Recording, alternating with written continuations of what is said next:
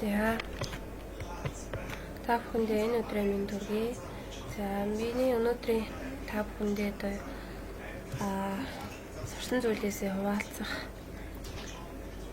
зүйл маань бол Canva гэдэг хичээлийн бэлтгэдэг одоо Pavlon-тэй ажиллах ийм програм байгаа. За Canva.com гэж нэвтрээд Canva гэж бичсэн ч болно. Canva гэдэг. За ингээд хамгийн ихний хайлт буюу Canva.com Canva гэдэг рүү ороод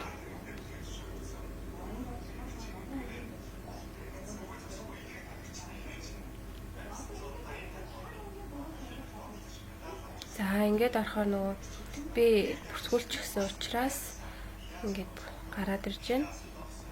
За энэ дээр бол темплейтүүд байдаг. Бэлэн темплейтүүдийг ингээд ашиглаад өөрийнхөө хичээлд ашиглаж болдог. За энэ home зэсээс энэ хажууд байрлаж байгаа зэсүүдийг харъя. За all your design гэдэг нь болохоор одоо чиний хийсэн дизайн гэсэн үг. Одоо миний хийсэн дизайнуудыг одоо туршиж үзсэн дизайнууд байна гэсэн үг. За share with you гэдэг нь болохоор хин нэгэнтэй хуваалцсан дизайн одоо байна уу гэсэн үг. Хин нэгэнтэй хуваалцсан бол хуваалцаж ус болдгоо гэсэн үг. За брэнд одоо брэнд загварууд нь байж болно. Өөрийнхөө одоо брэнд загварыг үүсгэж болно гэсэн үг. Өөрийнхөө брэнд гэдэг нь болохоор одоо жишээлбэл би 52 дугаар сургуульд үнэтэй юм байна. Үнэтэй юм байна ашиглахад мөнгө төлнө гэсэн үг юм байна. За ингээд өөрийнхөө одоо лого хийж болдог брэнд логог. За энэ бол багаар ажиллах юм байна. За all your folders гэд чиний фолдерсууд харагдж байна гэсэн үг. За ингээд templates руу оръё. За энэ templates-ээс одоо яг танд яг аль нь тохиромжтой байна вэ гэдгийг сонгоно. За ер нь бол хамгийн их ашигладаг нь за маркетинг хүмүүс одоо маркетинг хийдэг хүмүүс бол энэ маркетинг гэдгийг ашигладаг баг. За сургуультай холбоотой учраас school гэдгийг ихэвчлэн ашигладаг. За эндээс ингээд сонголтууд нь харагшаа байж байгаа. За доошоогоо бүүлгэнгүүд за одоо presentation загвар гэдэг энд дэждэг бэлэн загварууд эндээс ингээд сонгож болно. Бидний хичээл ихэвчлэн presentation дээр явдаг учраас энэ загварууд илүү тохиромжтой байдаг. За тэгээд загварлаг гэх юм бол одоо энэ постэр маягаар хийж болно. Facebook постоор хийж болно. За Instagram-ын байдлаар ингэж хийж болно. Ер нь бол тухайн хийж байгаа зүйлээ яаж хүнд хүргэх вэ? Ямар байдлаар харуулах вэ? Харагдах хэлбэр нь ямар байх вэ гэдгийг бол өргөн сонголттойгоор зөвхөн нэг PowerPoint-ийн слайдын хэдэн хуудасанд баригдахгүйгээр хийж болдгоо давуу талтай. За ингээд education presentation гэх боловсролын presentation эндээ сонгож болно. За A4 хэмжээтэй документ файл бэлтгэхийн тулд эндээс ингээд хэрэглэж болно. За ийм байна. За эндээс би PowerPoint-ийг хэрэглэж харуулъя. За хичээлдээ бэлтгэхийн тулд за шинэ энийг ашиглая тийм ээ. USD template гэдэг. За ингээд энэ PowerPoint-ийг би ашиглая гэд авчихсан тохиолдолд ингээд засварлах зэсүүд нь гараад ирдэг. За энэ темплейтэдийнхаа загвар нь олон байна. Энийг эхэнд нь оруулах уу, энийг дараа нь оруулах уу. За эхэнд нь би энийг сонголоо гэж бодъё. За энэ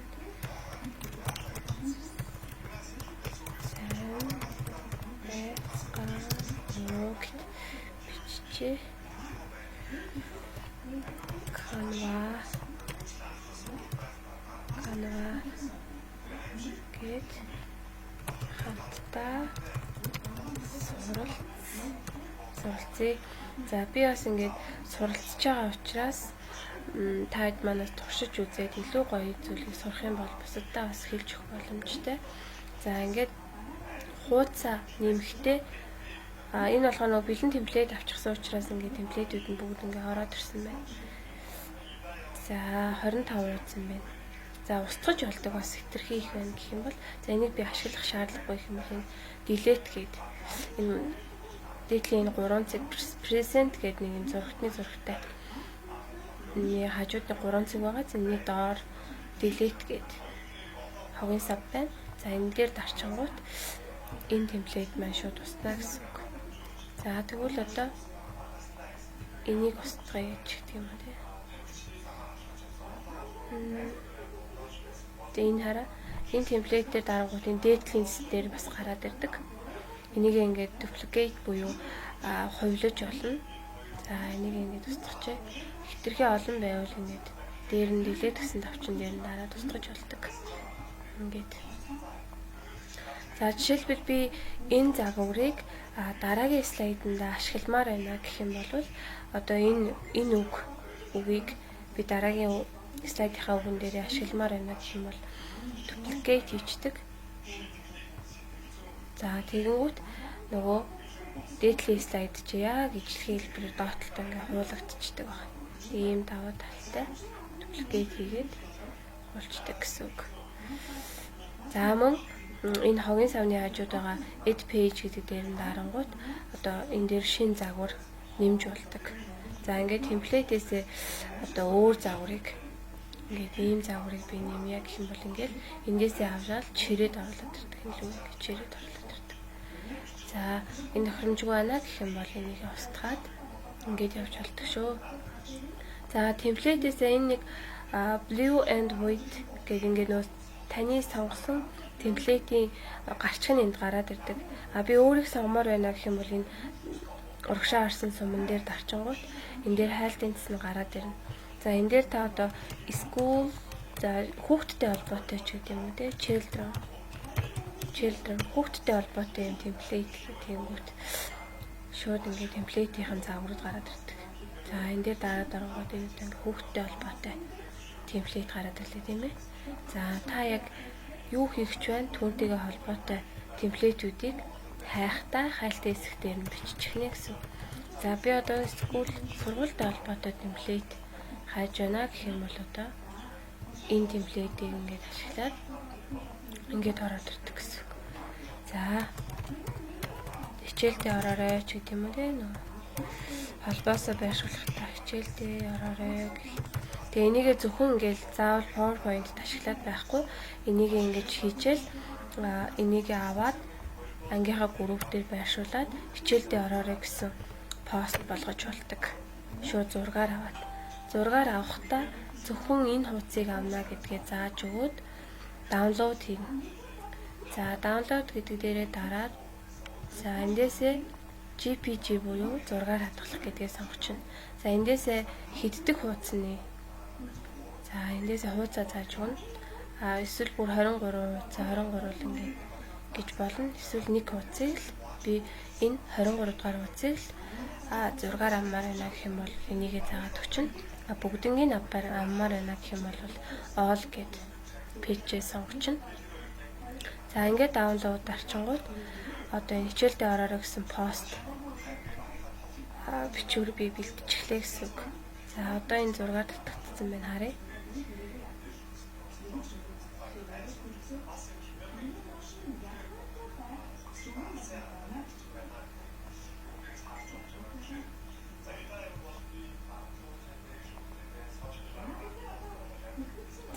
Ингээд зургаар ороод ирсэн гэсэн. Энийгээ шууд одоо ангийнхаа групп дээр байршуулах жишээ нь ингээд хийж болно гэсэн. За, темплейт бол юм. За тэгвэл апплойд гэдэг нь юу юм гэхлээр та өөрийнхөө одоо компьютер дээр байгаа одоо зураг, видео, аудиог бас нэмэлтээр оруулж ирж болдог. За би жишээлбэл эндээс ингээд 52-ын логог оруулж ирчихсэн байсан учраас шууд автоматар байж байна. За ингээд энийг нэмэлтээр оруулж ирснийг одоо энэ тэнд нь байршуулад аль болох тохиромжтой байдлаар ингээд чимгэлж болдог темплейтээ өөрөө зохиогоод гэсэн. За upload media гэдэг дээр нь дарангууд device буюу компьютероос оруулах, Facebook-ээс оруулах, Drive-аас оруулах, Instagram-аас оруулах Dropbox-аас оруулах гэх сонголтууд байдаг. За ихэвчлэн бол бид нэр компьютерээс зураг аваад оруулдаг байгаа. За ингээд эндээс нэг зураг сонгоё. За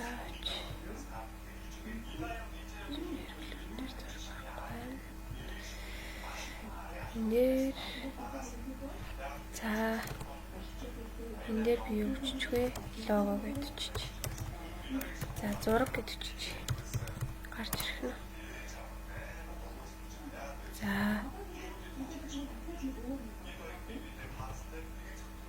энийг ингээд авъя тий. За тэнгууд энд ингээд уншаад ороод апплод хийх. За энийгээ шууд энэ дээрээ байршуулад за энэ бол чигчээ өрөө энэ бол лавр өрөө гэдэг монгол хичээр ингээд харуулж болохоор газ. За ингээд зургаар байршуулж бас болдог.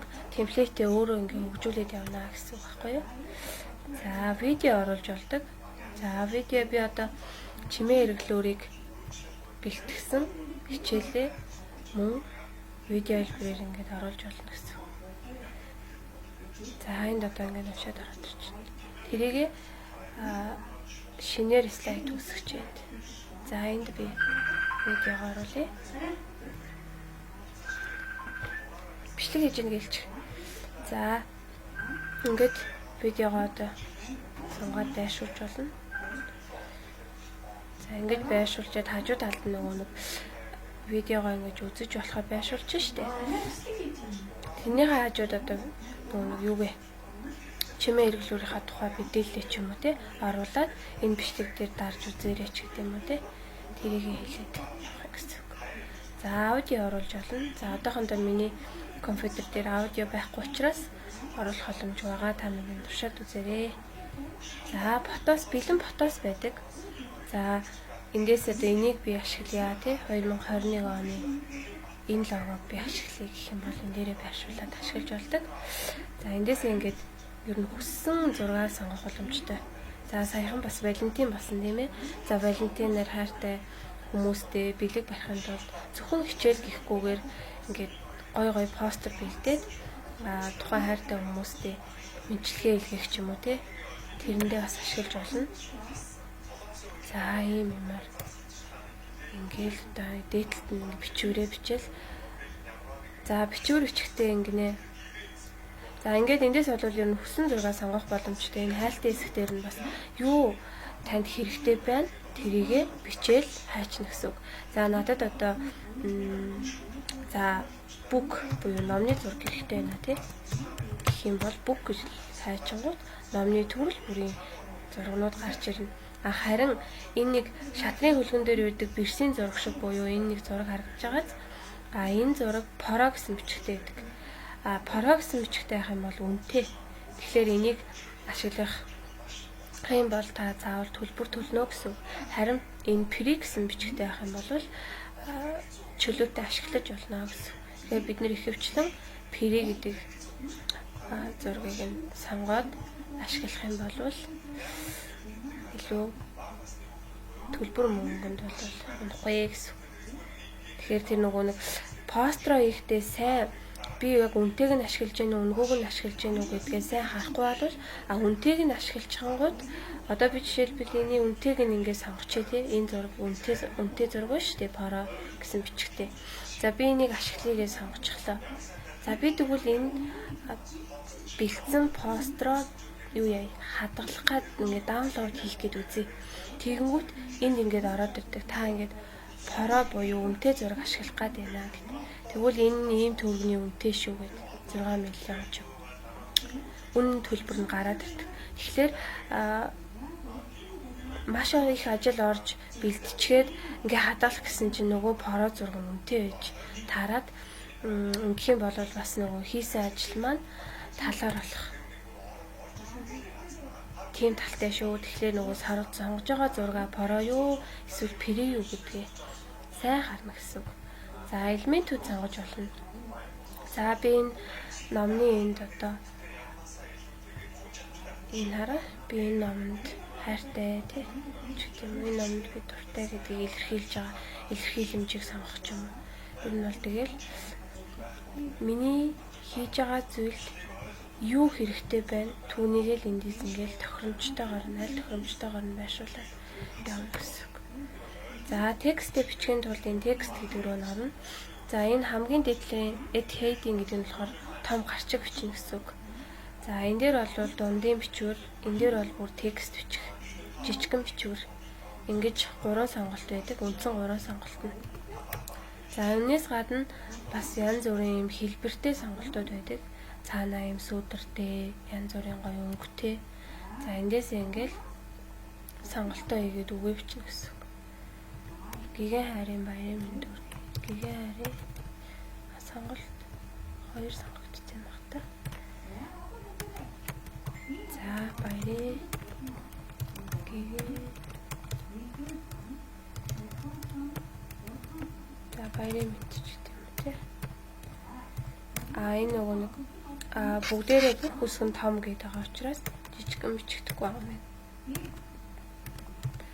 Баярын мэнд. За энийг одоо бичвэрээ жижигхэн болгохын тулд ингэн идэвхжүүллээ. За энд бичвэрийн одоо жижигрүүлэх, томруулах эндээс нь ингээд өөрөөсөө нэмэх хасах дээр дарснаас энэ тооноос нь сонгочвол их амар байдаг. За баярын мэнд гэдэг энэ үгүй. За эндээсээ одоо өнгөө сонгож өгч олно ийм өнгөтэй. Тэ өнгийг ингээд бүрдүүлэх юм уу, тодруулах юм уу? Эсвэл би бүр ийм өнгөтэй болох юм ингээд өнгөнүүдээ янз бүрээр ингээд өөрчилж болдог байгаа. За одоо боолд болгож болно, болиулж болно, боолд болгож болно, ташуу зураастай болгож болно, доогуур зураас хийж болно. За ингээд том жижиг үсгээр бичиж болох нь байна. Тэгээ голлуулна, тэгшлэн. За урталт нь ийм зураас цэгмэгтэй болгож болно. За энэ бол ингээ хоорондох цай эффект оруулж болно. Ийм байх юм уу те? Ийм байх юм уу? Ийм байх юм уу? Эффектүүдийг эндээс ингээ сонгож болно. Ингээд. За мөн энэ бичвэрээ одоо хамгийн тохиромжтой нь ер нь нормал гэдэг. Бишээ. Нормал шүү. За энэ бичвэрийн одоо нэгсэндээ фонт гэсэн үг шүү дээ. Бид нэр Arial-ыг сонгодохтой адилхан гэсэн үг. Тэгээ regular тогтмол гэдэг. Тэ. Энэ хамгийн ихний сонголт all-around regular гэдэг. Эсвэл docs regular гэдгийг сонгож болно. За ерөнхийдөө энийг сонгочвол их хэвтийг харагдаад байдгийг. Тэгээ ер нь янз бүрийн эффект юунуудыг сонгож болно дөө. Энэ regular гэдэг нь болохоор их тогтмол хэвийн харагддаг гэсэн үг. За энийг сонгох зүгээрээ. За аудио оруулж болно. За энийхээ ард одоо би ай дэвсэж өгье гэх юм бол энд ер нь Prix аяас нь сонгуулах зүгээр. За ад жаргалтай байгаа.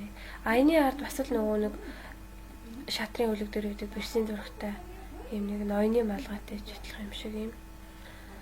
Паро гэсэн бичгтэй ах юм бол энэ үнэтэй гэсэн үг. Тэгэхээр үнгүүг нь л Prix гэсэн бичгтэйг нь л бид нэр ашиглана. За ингээд аяа сонгочлоо. Одоо видео оруулж болно.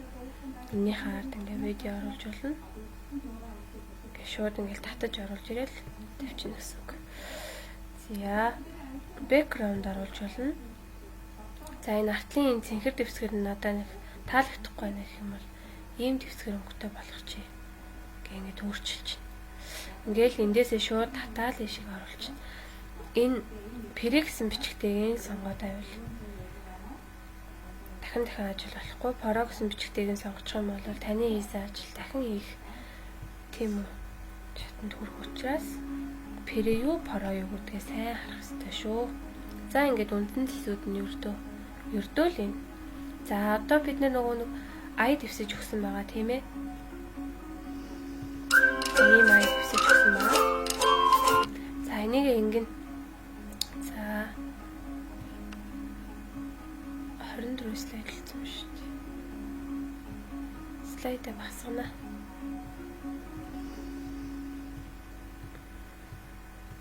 Хэрэггүй слайдуудыг устгах.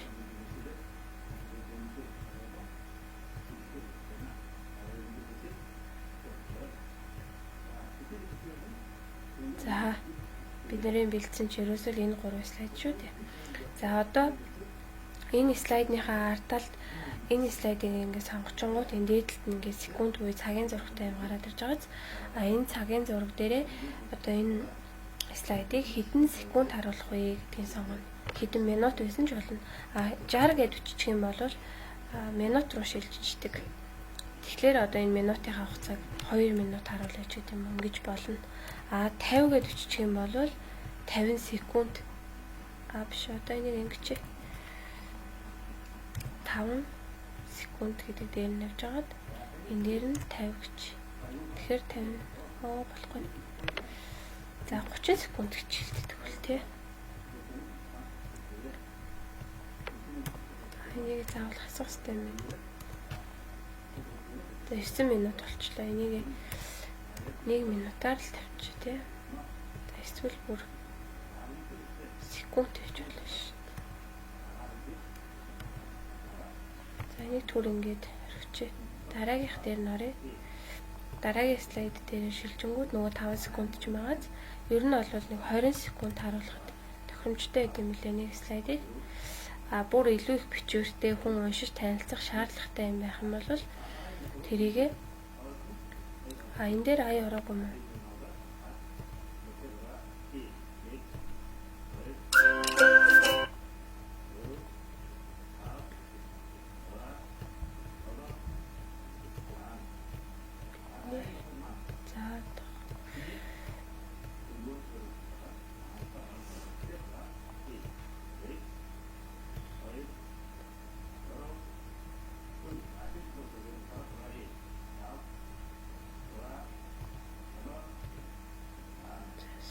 Дээр яа минут гарч ирэхгүй байна гэдгийг тодорхойлъя. За нэг устгах чагаа дахиад нэг duplicate хийчих. За энэ дээрээ өөр энийг сонгохгүй гэх юм бол өөрийг сонгоё тий. Эд гэж оруулж. За энийг ястгачих. За ингээд сүүлийн хуудсан дээр би одоо минутаа тохируулахын тулд цагийн зураг гараад ирж байгааз энэ цагийн зураг дээрээ энийг хэдэн секунд харуулах вэ гэдгийг тохируулна. За 30 секунд харуулъя. Их бичвэртэй байгаа учраас хүн уншиж танилцах юм их байгаа учраас 30 секунд гэж тохируулъя. За ингээд минутаа тохируулж байгаатай энийг минут тохируулаад байгаа нөгөө видео хэлбэрээр хаалгалах байгаа учраас IDF-сэд видеоор юу цагт харуулдаг байгаа. Зургаар хадгалах юм бол заавал тэрийг аудио видео оруулах шаардлагагүй шүү дээ. За одоо даунлоад хийхин тулд би аудио видеотой презентацийн бэлдэж байгаа учраас MP4 видео гэдгийг сонгоно. Энд дээр нөгөө хөдөлгөөнтэй зураг, за PDF, PDF, JPG, PNG гэсэн юм сонголтуудаар хадгалж болдог. За би аудиотой хийж байгаа учраас MP4-ийг сонголоо. За тэгээ 3 ажлын хуудас маань гуруулаа байна. За ингээд даунлоад гэж татчихна. За энэ доор ингээд татагдж байгаа нь харагдаж байна. За энийг татсны дараа одоо бидний хийсэн зүйл хаашаага очдог вэ гэдгийг зааж өгнө.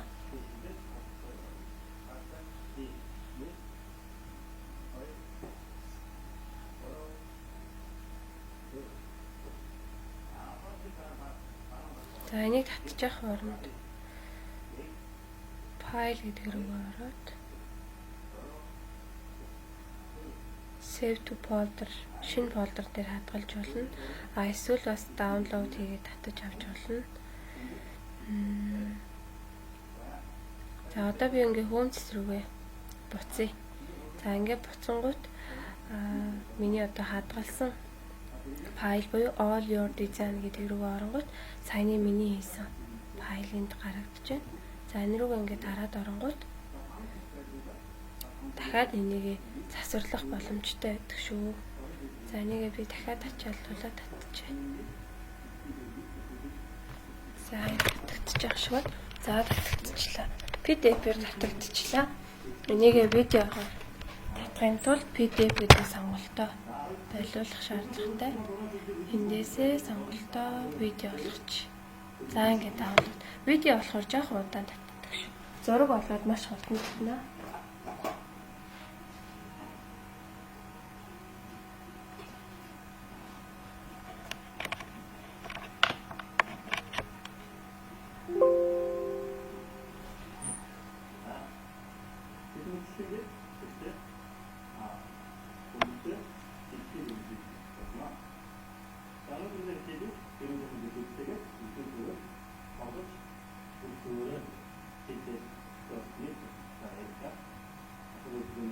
За видео маань татагдчихлаа. За видео үзье. Сайн бидний бэлдсэн видео. Хичээл.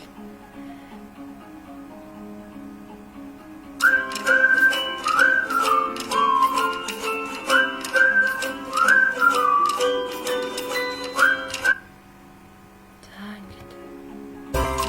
Тохируулсан минутаар татдаг гэсэн.